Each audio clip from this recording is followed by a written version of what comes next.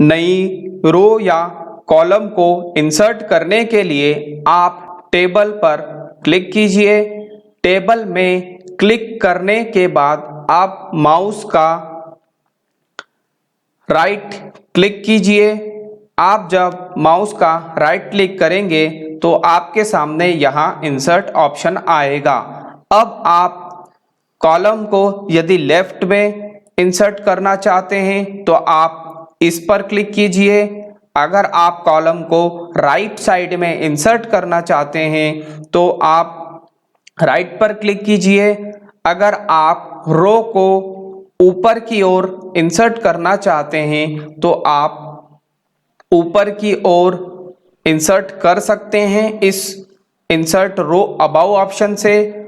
आप अगर रो को नीचे की ओर इंसर्ट करना चाहते हैं तो आप इंसर्ट रो बिलो की सहायता से इसे कर सकते हैं। आइए अब हम इस insert column to the left पर क्लिक करते हैं, जिससे कि लेफ्ट साइड में हमारा एक कॉलम बन जाएगा। तो ये देखिए दोस्तों, हमारा लेफ्ट साइड में एक कॉलम बन चुका है, एक कॉलम न्यू इंसर्ट हो चुका है। अगर हम राइट साइड में कॉलम को इंसर्ट करना चाहते हैं तो हम क्लिक करेंगे टेबल में, उसके बाद माउस का राइट क्लिक करेंगे, इंसर्ट, यहाँ पर हम insert column to the right side का जब चयन करते हैं तो हमारा राइट साइड में एक कॉलम आ जाएगा।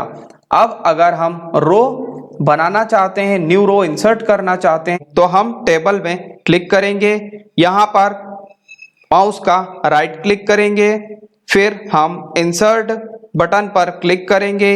इसके बाद यहाँ पर अगर हम ऊपर की ओर रो को ऐड या इंसर्ट करना चाहते हैं तो हम इंसर्ट रोज अबाउ पर क्लिक करेंगे। तो ये देखिए दोस्तों, ऊपर की ओर एक नई रो बन चुकी है।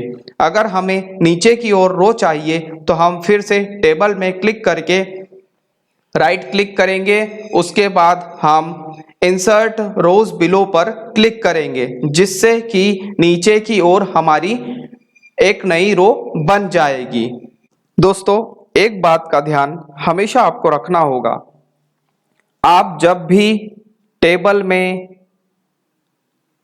क्लिक करते हैं तो आप जिस कॉलम पर आपने क्लिक किया है, अगर आप उस कॉलम पर क्लिक करते हैं और राइट क्लिक करते हैं माउस का और इंसर्ट पर जाकर लेफ्ट या राइट में कॉलम इंसर्ट करते हैं तो याद रखिए आपने जिस कॉलम को सिलेक्ट किया है, जैसे मैंने क्लास कॉलम के अंदर माउस का क्लिक किया, अब माउस का राइट क्लिक करने के बाद मैं इंसर्ट पर जाकर अगर लेफ्ट में कॉलम को इंसर्ट करता हूं तो इस क्लास कॉलम के लेफ्ट में नया कॉलम इंसर्ट होगा।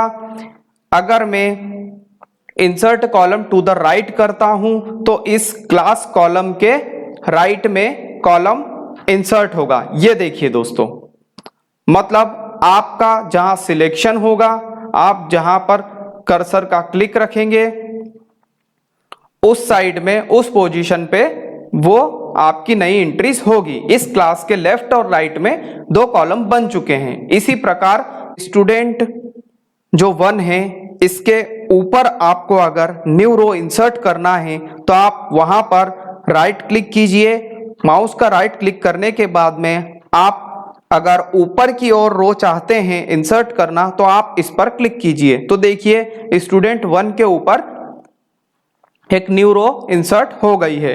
अब उसी प्रकार आप नीचे इंसर्ट करना चाहते हैं न्यू रो को तो आप वहां पर क्लिक करके नीचे की ओर इंसर्ट रोज बिलो पर क्लिक कीजिए, तो नीचे की ओर एक नई रो बन जाएगी।